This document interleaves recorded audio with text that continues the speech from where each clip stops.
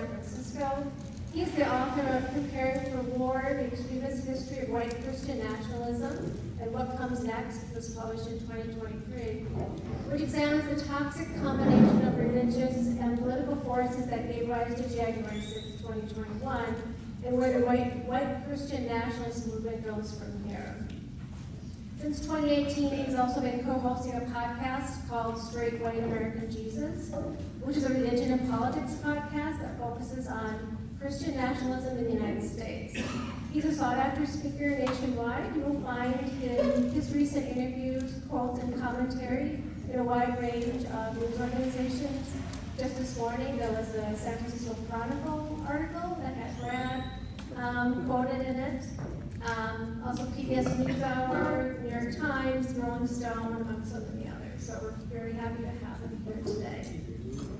Next, we have the Reverend Kathy LaPoint-Collup, who is lead pastor here at Asbury, familiar to many of you, I'm sure. Kathy completed her BA at the University of the Pacific in Stockton and a Master's of Divinity at Drew University School of Theology in Madison, New Jersey. She joined Asbury in 2018, and throughout her ministry, Kathy has had a passion for, among other things, justice ministries and helping the church be in service to the local community. Our third panelist is Jordan Syler, who is assistant minister at Asbury. Jordan earned her BA in Biblical and Theological Studies from Lee University and her Master's of Divinity degree from Yale Divinity School, where she focused on theology, community building, and pastoral care. She's also interested in the intersections of innovation and faith. So the first question that I have for all three panelists, how would you define white Christian nationalism? And as a corollary, how crucial do you think the W, white, is in white Christian nationalism? Kathy, do you want to start? What was the last part of your question? I just asked about the W in white Christian nationalism, how important that is. Okay. I would define white Christian nationalism as a religious orientation that has put politics first and kind of forgotten about their religious affiliation or has taken a back seat, and those values are not as important anymore as the political values that they're now holding and working on together.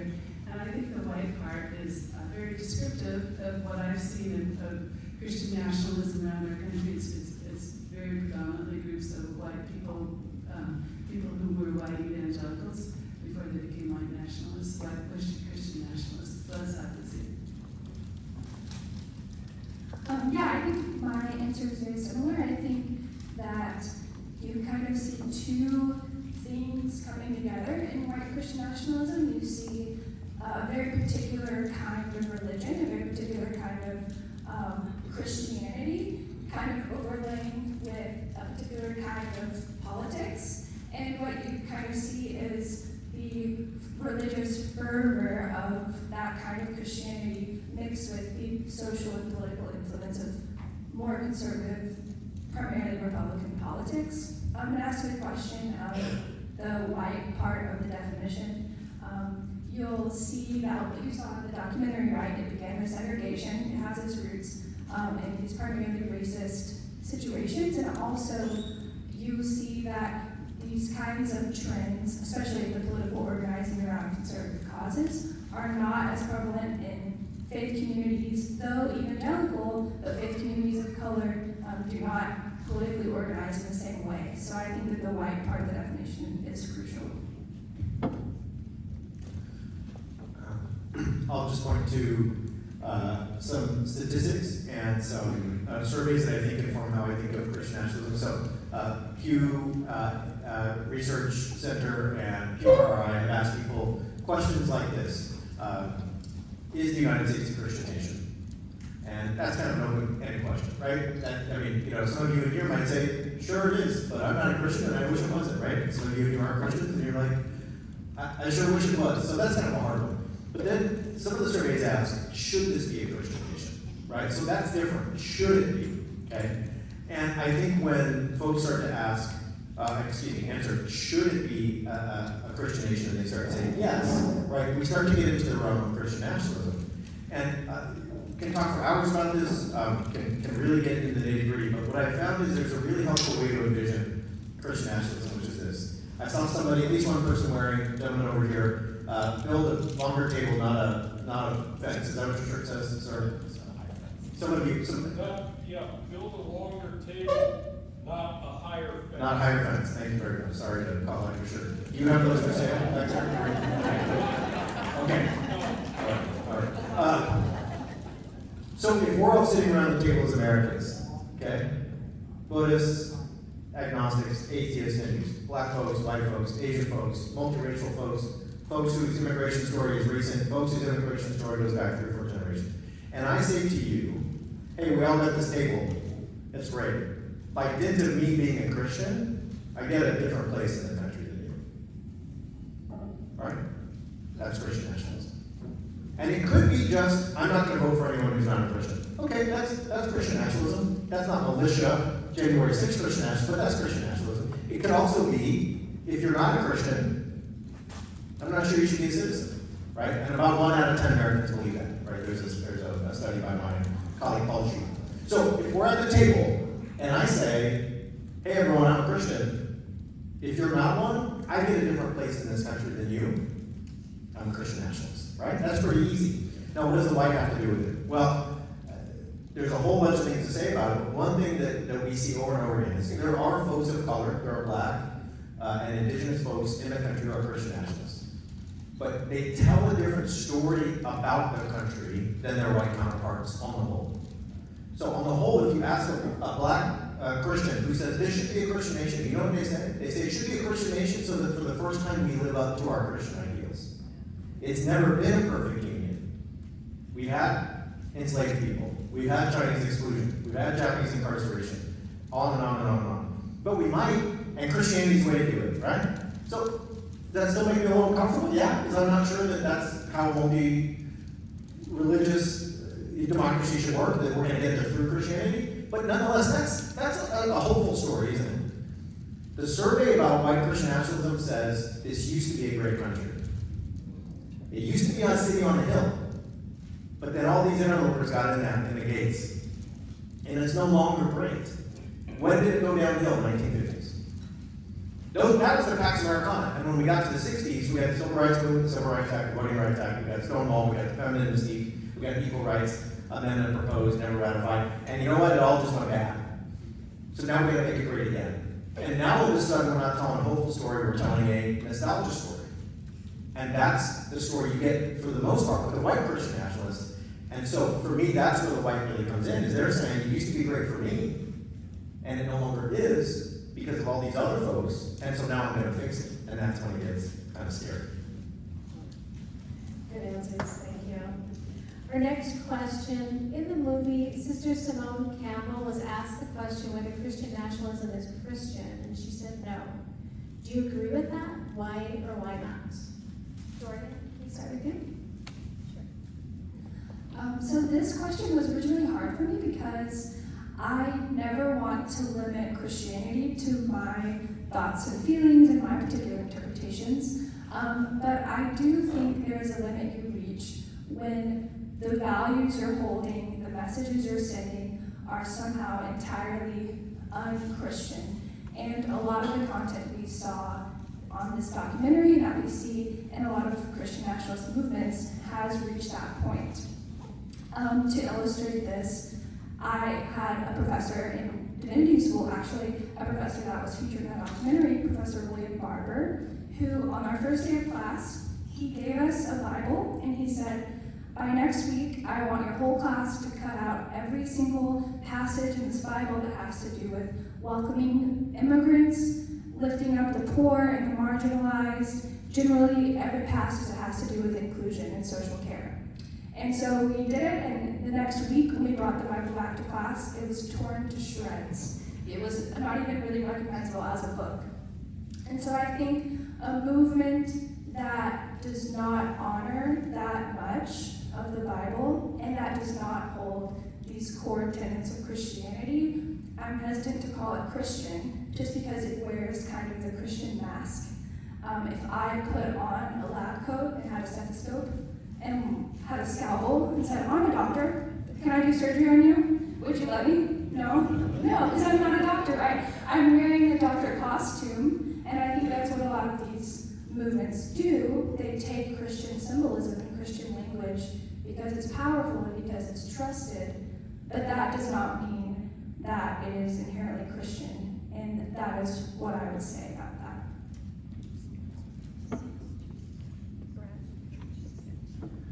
So I'll just take a slightly different perspective. I don't think it's a disagreement with what Jordan said, but I'll take the professor perspective rather than the minister perspective and say, I totally understand as a minister, as a Christian person, why you would want to say this is not Christian, and it makes sense. I'm not going to refute that or say that I don't agree. If I look at it from the sort of professor perspective, I'll say it is a Christian movement because they tell me they're doing these things in the name of God. And if I don't take that seriously, I'm going to miss it. Because a question I get asked every time I do anything is, do these folks really believe it? And don't get me wrong, there are hucksters and folks who are exploiting a lot of people around the country who don't believe it. But there are many, many people who were at January 6th, who were there because they thought God was asking them to show up as patriots and as godly warriors to take their country back. And if I don't take that seriously, then I might actually underestimate what they're capable of. So this is not a matter of disagreement, it's a matter of hats. And I think if I'm in the minister role, I totally get it. Nope. On the other hand, for me, from the professor role, I just want to say, I'm just going to say it is Christian only because they're telling me it is. And then that generates, for me, taking seriously what they're capable of. Because when you do something in the name of God and you think it's coming from heaven, you're capable of a lot, right? For better or for worse. Yeah, I just want to add to that as well. I think it's certainly, at the very least, religious. And as Dr. Brad had a really good point, right? Like, you can't deny the religious element of it. Just as a Christian minister, it is a religion I don't recognize often. I actually agree with everything you all said, and I would just add that I believe that people who do act in white Christian nationalism really do believe that they are Christian. And so it's important to take that seriously, but to understand what they're saying as Christian are not the teachings of Jesus. And so I think everything we've all said kind of blends together to answer that is more fully rounded. Thank you. I agree. So I have a few questions for you, Brad. In your book, Preparing for War, The Extremist History of White Christian Nationalism and What Comes Next, and on your podcast, Straight White American Jesus, you and your guests talk about how white Christian nationalism is a spectrum. Can you talk more about the edges of that spectrum? Just being a Christian while also being patriotic is not white Christian nationalism. But at what point does the melding of the two become problematic? Yeah, that's a great question. So you're going to do that a lot. You're going to encourage each other and say, well, I'm a Christian and I love my country, so if that's being a Christian nationalist, sue me, okay? That's not Christian nationalism to me. Let's go back to our table, right? Let's go back to our table. Hey, who are you? I'm Marjorie. Well, nice to meet you, Marjorie. I heard a lot about you. Seems like you love America because you're dressed in all American clothing. Like, it's your own earrings and your shirt, everything's American flag. Great. So you love America, wonderful. Do you love God? Yeah, great.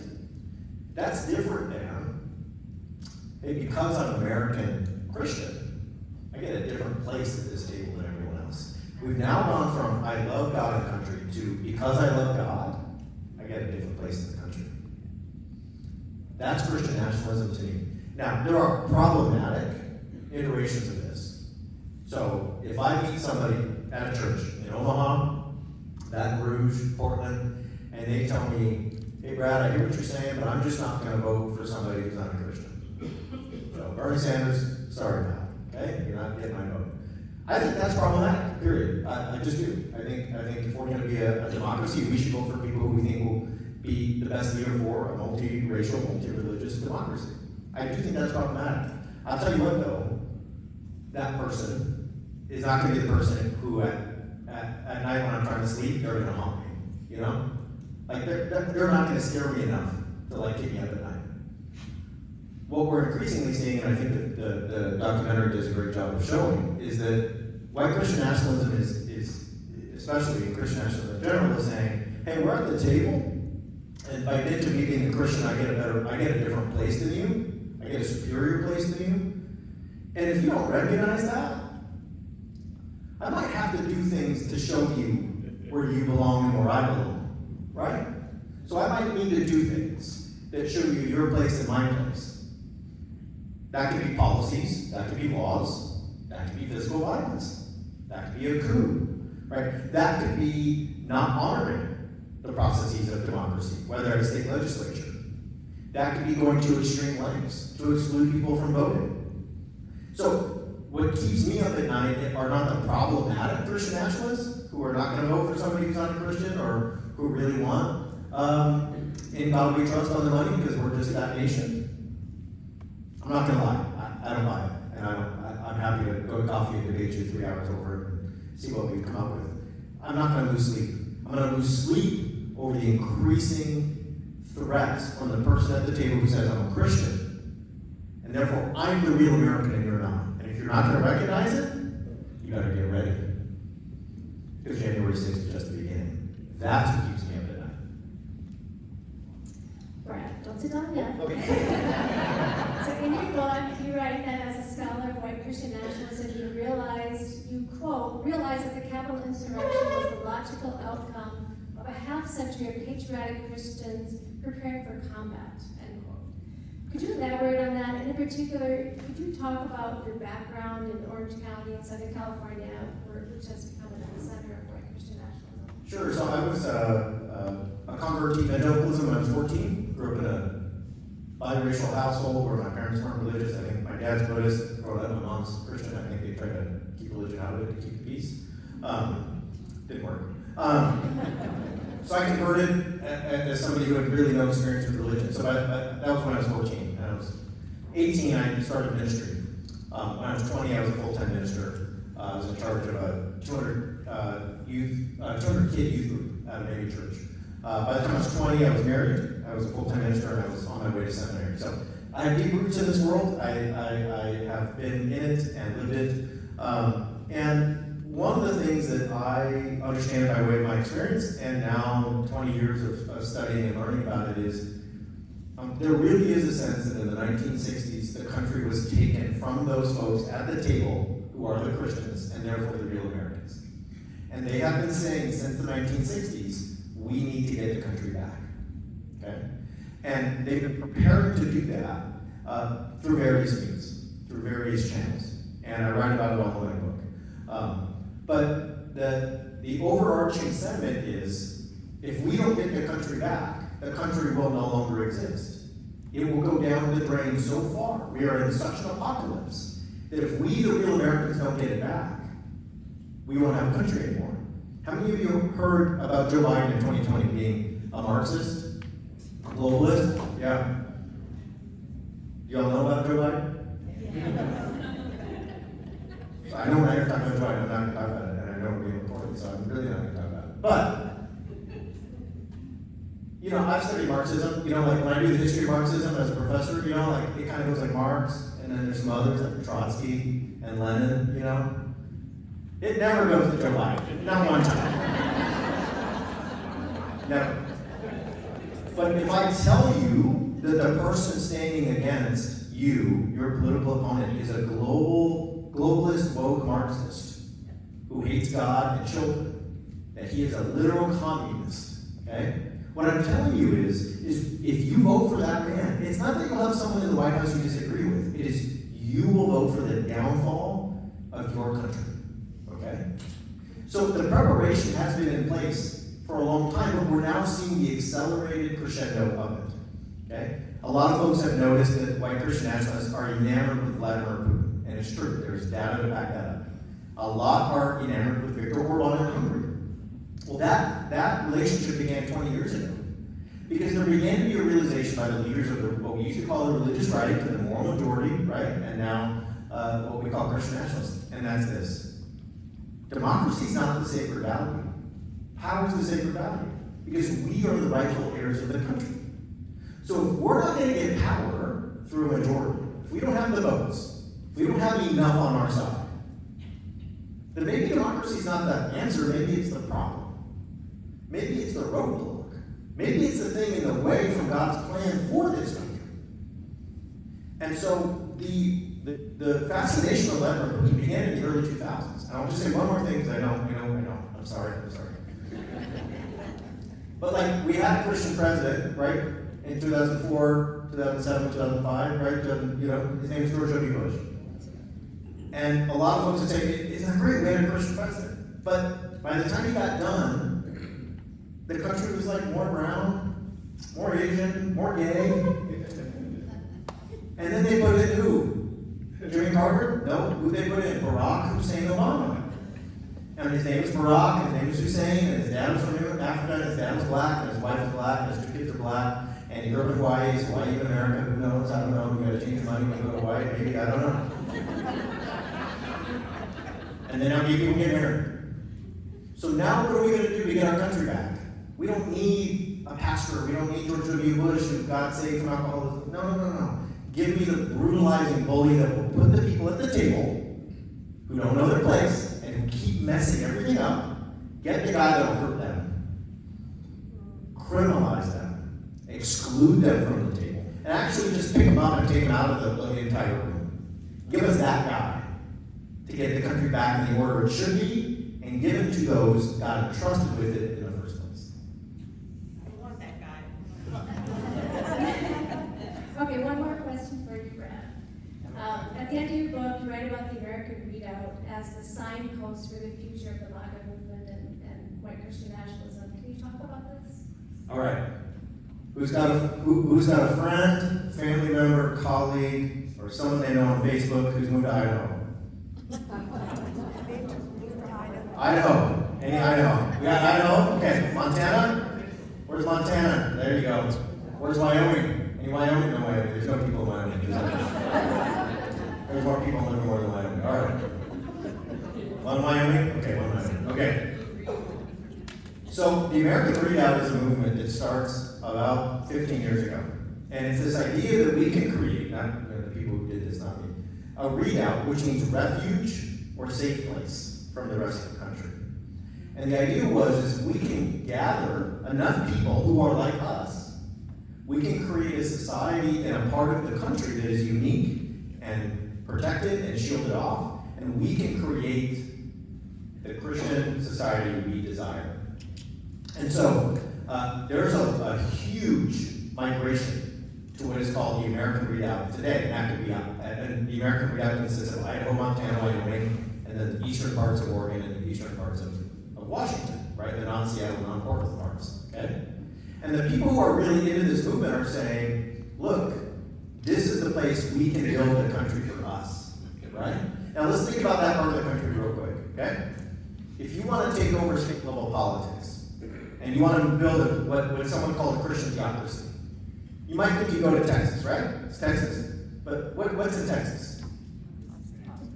We got Austin, we've got San Antonio, we've got Houston. Y'all been to Houston? It's like the third biggest city in the nation.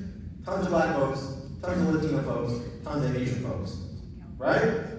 Like Texas is majority minority or close, right? So you try to do that at the state level in Texas, you run into Austin, you run into San Antonio, you run into Houston, and you run into all kinds of folks who don't want that. What about Georgia? Well, Stacey Abrams still there, isn't she? Yeah, that's not gonna work. But if we go to Idaho, there's a huge history of this kind of movement there. Some of you know that. And you're gonna run into Boise. Boise's like center right, you know? Like, there's farmers markets in Boise, but you know, it's not. You know, Boise's like center right, maybe center left, depending on who you're interviewing on the street, right? And Idaho to start with is like 94% white. So now we're in business. So here's the deal. If we all just took, let's get in the van and let's go to Boise right now, and we got off the van, right? I think I could find, as somebody from Orange County, 100 people I used to go to church with or school with. That many people have moved there, right? And they're all white, and they're all saying, I'm moving there because the culture fits me better. I'm never going to do something, right? The culture's more Christian-oriented, it's more family-oriented. And don't get me wrong, of those 100, I don't think most of them are like, Brad, let me be honest. I've had enough Diet Coke to admit that I'm moving there because I'm a white nationalist, right? Very few of them would admit it. But here's the thing. I used to live in Memphis, and I said, you can move to Memphis, man. You can buy a house in Memphis for like $150,000. There's a lot of good food in Memphis. There's a lot of good music in Memphis. There's a lot of land to be had in Memphis. And they look at me like, no, I could never do that with my kids. There's a lot of crime in Memphis. A lot of crime. All right, cool. Well, if I tell you about Coeur d'Alene, or I tell you about Hayden, or I tell you about all these places, there's long-standing white nationalist movements and groups there. There's a whole American Readout movement. There's a podcast that has 1 million listeners. There's people who are preparing for the Civil War and the end of America as we know it. And you know what they say? Yeah, it doesn't bother me as much. Right? So you can say to me, hey, Brad, come on, your cousin and your neighbor, they're not moving to Idaho to be white nationalists, but they're moving to Idaho to live next to them and go to church with them, and that bothers them less than anybody they might be going to church with in Memphis or Albuquerque or some of these other places that are more affordable, more land, more lakes, more rivers, no congestion, all the reasons we get why people moving to Idaho. Idaho is the fantasy. Idaho is the fantasy of what a Christian theocracy could look like for white people. And the statistics show us that all the Californians moving there are not pushing it left, they're making Idaho way more right. So if you go to certain counties in Kootenai County, Idaho, or some other places, and you say, let's ban books and libraries, the answer might not be, yeah, let's do it. You know what the answer might be? Why the hell do we have a library? Why are you, as the taxpayer, paying for a library? Do we need that? That's where we're going, right? So the readout to me is a kind of distilled petri dish of the fantasy of what could be for the white Christian nationalists. Thanks, Brad.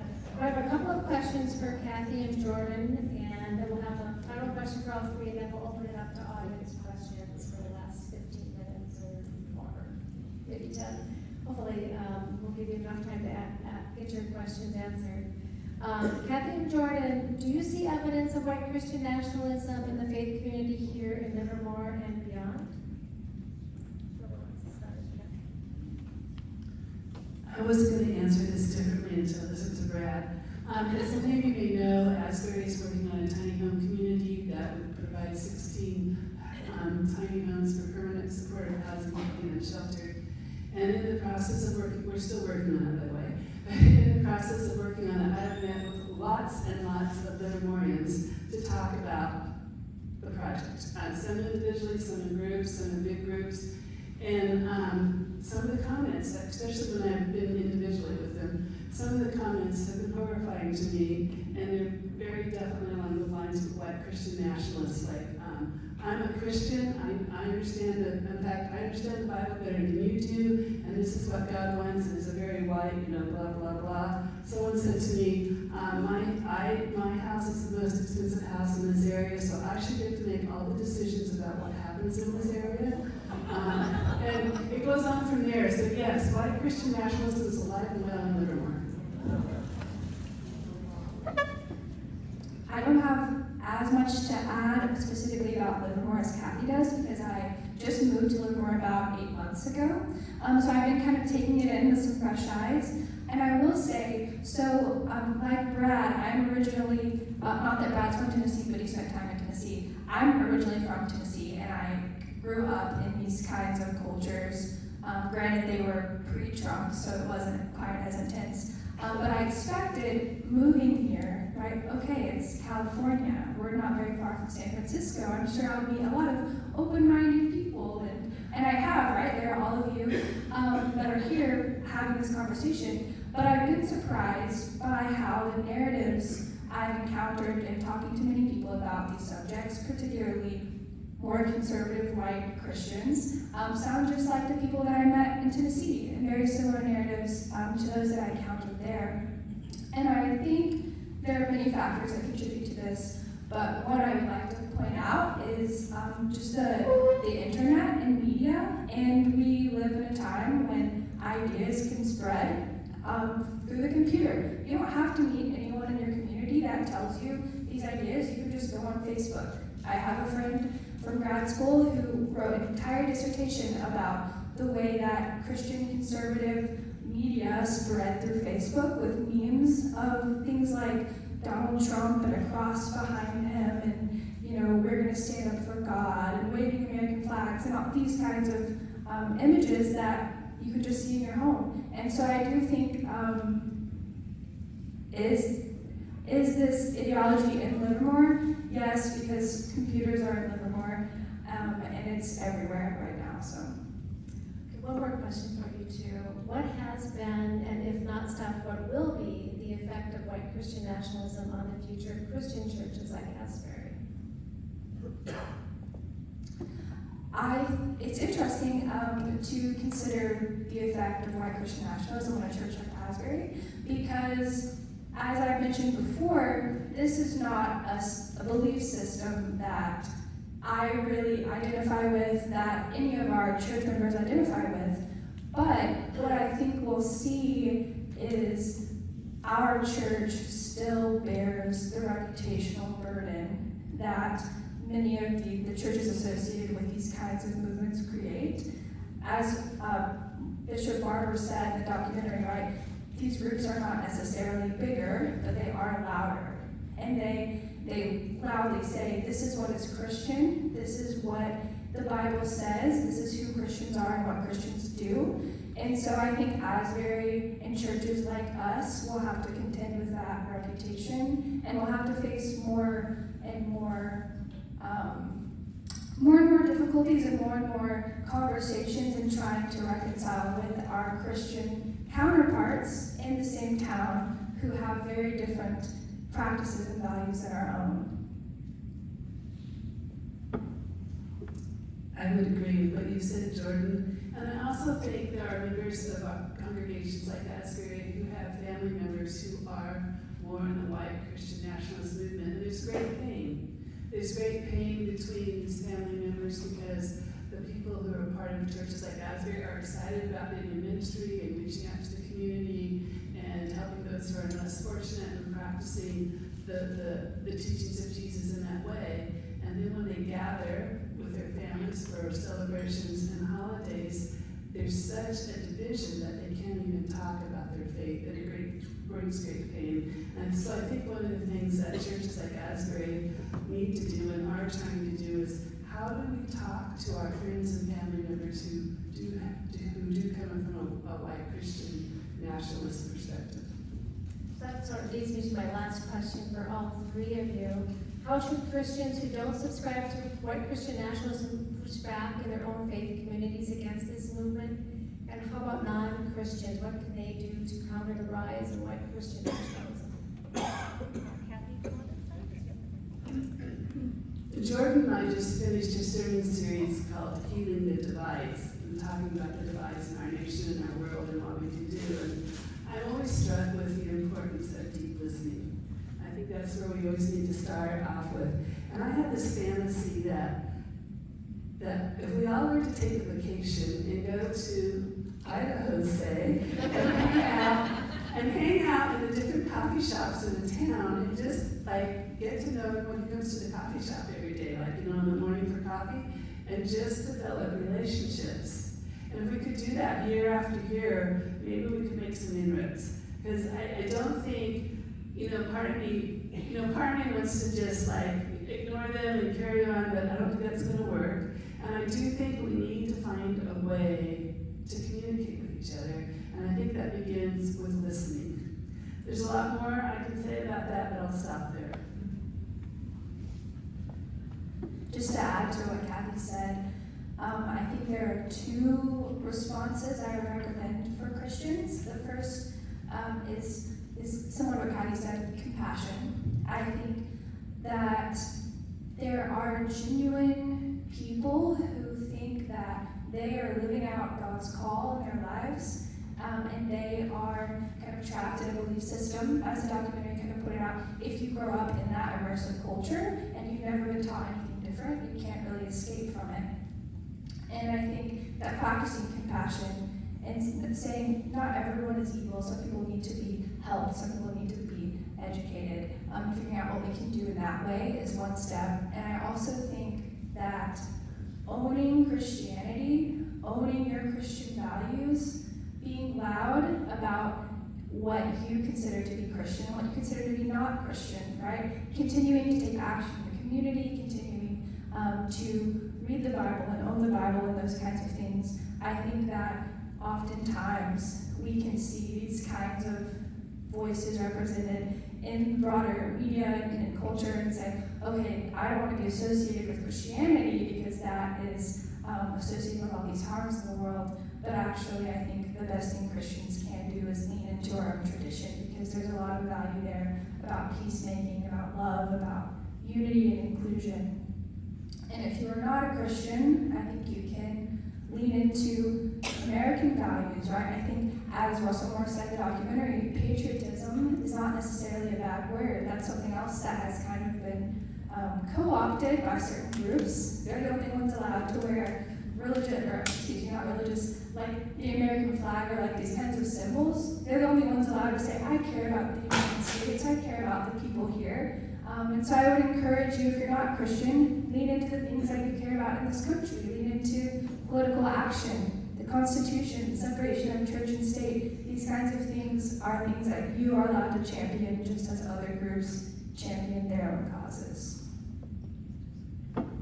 Yeah, just to piggyback and say, I know there's a lot of folks here who are part of the Indivisible group here in Livermore, and I think Indivisible is a wonderful example of folks who are really trying to be civically engaged and gather others. And I would just say that for me, I have a kind of bifocal lens. I think when I think about the civic sphere, I think we have to think that our democracy is under siege, as I think the documentary does a really good job of showing. So, I give talks all over the place, and the amount of times I've heard that school board seat was unopposed, so somebody won their school board seat because nobody else ran, or nobody else ran for vice mayor, or the kind of influx of money came out of nowhere. No one was there to stop it. So I think all of you who are working with Indivisible are already doing this. You know that half of this is just show up, and don't let those who are saying that they want to assault our democracy win. And it really is a real present threat, whether that's Livermore, whether that's anywhere else in the country. So civically, we are in a war in order to preserve a democracy, as fledgling as it may be. Now, personally, I think deep listening is just really, really important, and I would just second that. And you're going to have to lean into emotion rather than evidence and data. And I know that sounds crazy, but I'm really good at arguing. It's something my wife doesn't agree with. I think and I love, hey, who has the data? Who has the evidence? Who has the logic? That's how I like to operate. But it doesn't work with folks who have been primed to think that you hate America, you hate God, you're a demon, you're, somebody who wants to eat children, whatever they've been told about you in terms of the conspiracy theories. And that sounds crazy, but that is what they've been told about you. If you're with that cousin or that friend at the barbecue, you're going to have to say, not, hey, show me the data that backs up your worldview. You're going to have to say, hey, Jim, you seem really angry. What do you, tell me about it. I want to know. You seem really hurt. I'd love to, can you, give me a window? You seem really worried about our country. Tell me about it. And I think, just as Kathy said, if you're willing to do that listening, there may be a moment where you get to tell them what you're anxious about, what you're afraid of, what you're hurt by. And then all of a sudden, instead of being a demon-possessed Marxist Democrat, you just might be a human being who also has fears and hopes and anxieties, and you might have a space interpersonally where some inroads could be made. But that's, I think, as already been said, it's hard work and it takes time, and it's going to demand a lot of patience. Thank you, everyone, all three of you, for your engagement and responses today. Does anyone have any questions they want to ask?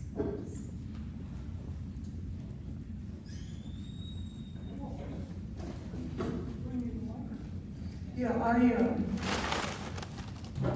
a little bit of an education. I was hoping you could help me. I have personally never heard a rabbi or a practicing Jew use the phrase Judeo-Christian values. Am I the only one? It seems like that's been co-opted by the way. I think that phrase is used in a lot of different ways, and where we heard it on, we hear it from the white national white nationalists is, like Christian nationalists, is they've co-opted that phrase. And so when Judeo-Christian means generally Christian, it doesn't mean Judeo-Christian. That's what I would say. When I talk to people who use that phrase who are white Christian nationalists, they don't even realize that it has a Jewish connection most of the time. Does anyone else want to add to it? Clearly, the group we learned about today is well organized, well funded. You use the analogy of a war, we can't let them win. I'm just curious if you would be willing to kind of give us a vision of what it would look like if indeed these groups are fully successful, right? What does that really mean for our government, local and national, and how is it going to affect us? What does worst case look like here? I'm really kind of struggling with what we're up against if they're successful. Yeah, so I think the best, I think we already know. So Project 2025, anybody taking a look yet? So that's come from the Heritage Foundation. The Heritage Foundation was started by a traditional Catholic, somebody who didn't believe in Vatican II and still wanted to do the Latin Mass. So somebody who was a white Christian nationalist in the Catholic vein, Paul Byron, okay? And then he also had a colleague, Richard Biggery, also traditional Catholic. The Heritage Foundation was started as that. Now it is now a kind of legacy think tank on the American right. Now, they got together with TPUSA. TPUSA? Okay, bless you. None of you know about it. Bless your lives. Okay. Look it up later if you have the guts. Hillsdale College, Liberty University. There's dozens of Christian nationalist institutions that basically got together and put together what's called Project 2025. And it's the handbook they want to give Donald Trump if he gets into office once again. Okay? It's 900 pages. They know he can't govern, they know he wants to be on TV, and he wants to sell stuff, and he wants to do rallies. So they have a handbook, they're like, once he's in, we're going to give this to him, and we're going to make sure we get this done. What's in the handbook? So, in the handbook, all of the departments, the federal departments come under the purview of the president in the sense that any federal employee can be fired at will. They become what's called Schedule F employee. So every department in the country is politicized. So if you're not a Trump loyalist in the State Department, if you're not a Trump loyalist anywhere across DC, in any of those institutions, you can be fired at any point. And if you won't do something that seems illegal, something that seems not okay, against policy, thanks for your service. We'll get Jane in here and she'll do it, okay? Dismantle the FBI, gut the EPA, no more Department of Education, no more Department of Commerce. They're gone. Okay? The goal is an executive branch that is so powerful that some have called it a soft coup. That the executive branch is so enlarged and so in control of so many facets of the government that the will of the government really comes down to one person, who in this case would be Donald Trump. The other goals stated there are to call it the Department of Health and Human Services the Department of Life, kind of something like George Orwell, like the Ministry of Life. There's a very systematic effort to ban abortion in every case, federally, right? And we could talk about Leonard Leo, we could talk about Michael Ferris, but there are many, many people who will tell you to your face, and these are the folks who have deep influence on our politics. The goal is to ban abortion, full stop. Now, Donald Trump and his administration have also said, right, at the request of many Christian nationalists, that the goal will be to deport 10 to 11 million people. They will build camps in the middle of the country. There'll be hundreds of thousands of people at each camp. They'll build makeshift housing, right? And they'll deport people every day and then refill the camps, and the goal is 10 or 11 million people. Others would say that any access to gender-affirming care would be at peril. So access to HRT for adults, not just teenagers, may be a thing of the past, right? We also see increasing support for revisiting Obergefell and same-sex marriage.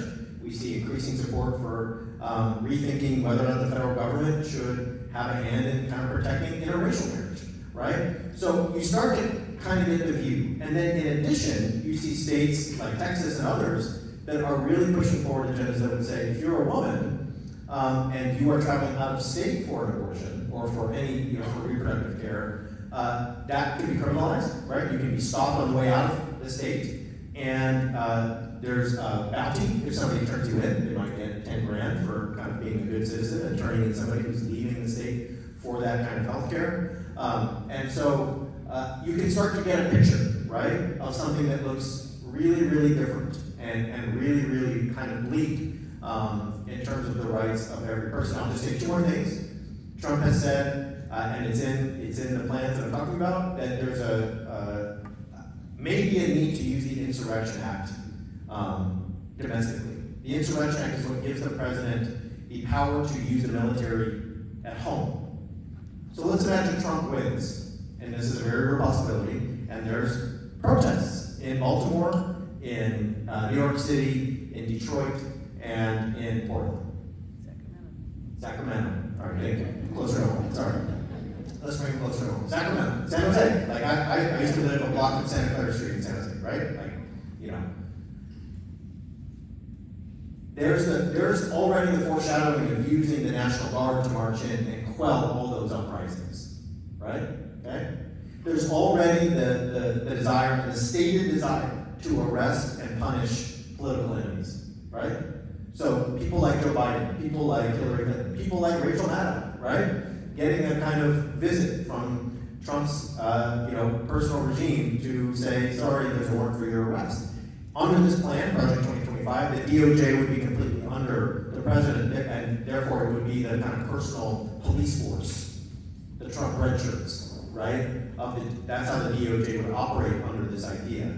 It would not be, there would be no independence, there would be no kind of separation. And so you can start to see here part of what the picture might be as we get into these things. Sounds holistic. Is there any other question?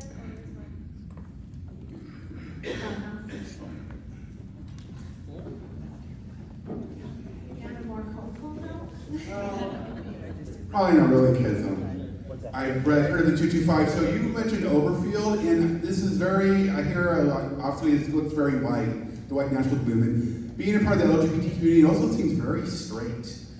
Am I right in that? I mean, I don't see a lot of gay, white, Christian nationalists in that video. It seems very straight to me, too, which makes me scared, because I think they're going to come after us as well.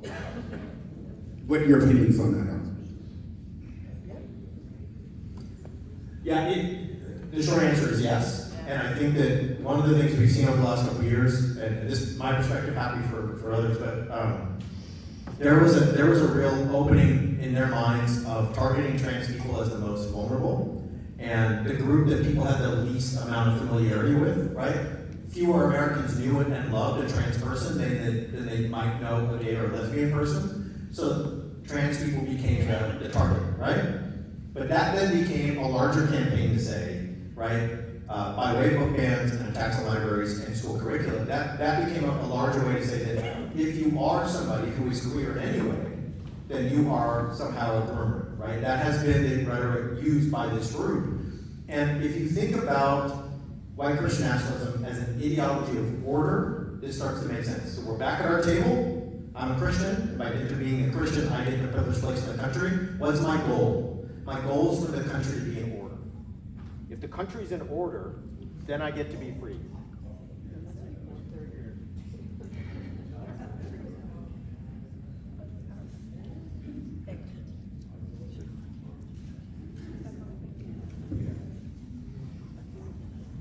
I've been cut off before, so I'll be quiet. I'm just trying to say this, is if your theology is a theology of order, and you think that the white Christian is the person who belongs to the top of the hierarchy, you're going to see anyone who gets out of line as out of order. And if you think that God demands marriage between a man and a woman, there are only 2 genders, and that any deviation from a reproductive heterosexual family means you're out of order in God's plan, then yes, it's going to be a 100% straight movement. This is why my show is called Straight White American Jesus. We don't think Jesus was straight white or American, but a lot of people do. And this is why, if you're out of order in any way, whether, like, fascism comes for everybody eventually, right? Women, gay, immigrant, person of color, fascism comes for everyone. And your comment, I think, makes that clear. Okay, we have, do one more question. Who was the other one that had a question? Something I didn't ask one before.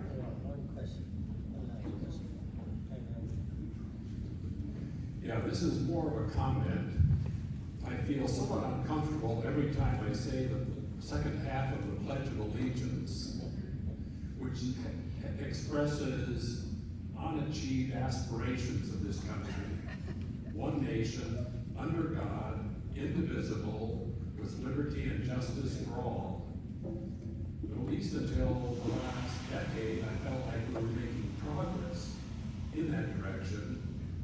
But if we get white Christian nationalism, it's going to move the other way fast. I mean, yeah, Art, I could not agree more with you. But I think that referencing back to what I said earlier, I hope even in these times that are so scary that we can still hold something like that as a goal, and that we can have hope that we have a power in shaping our country too. And these, one day maybe we can say something like that and we can feel like we mean it. We can feel like we really are a country for everyone. And on that uplifting note, let's end. Thank you so much to our panelists.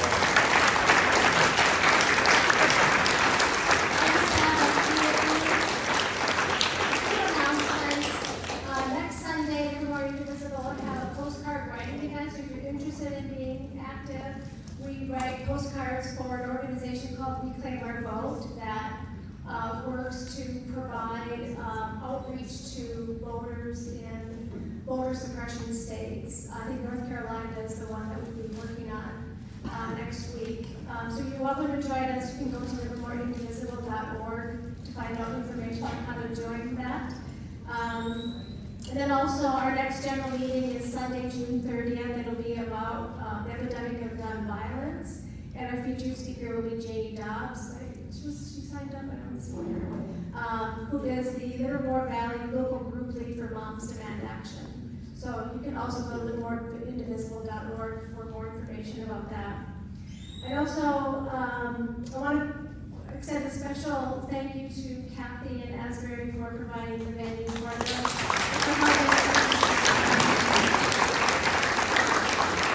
And also I wanted to make a quick announcement about some items we have back at the table. We have information about Livermore Indivisible, as well as some of our related groups. Livermore Advocates for Public Education, there's information about that.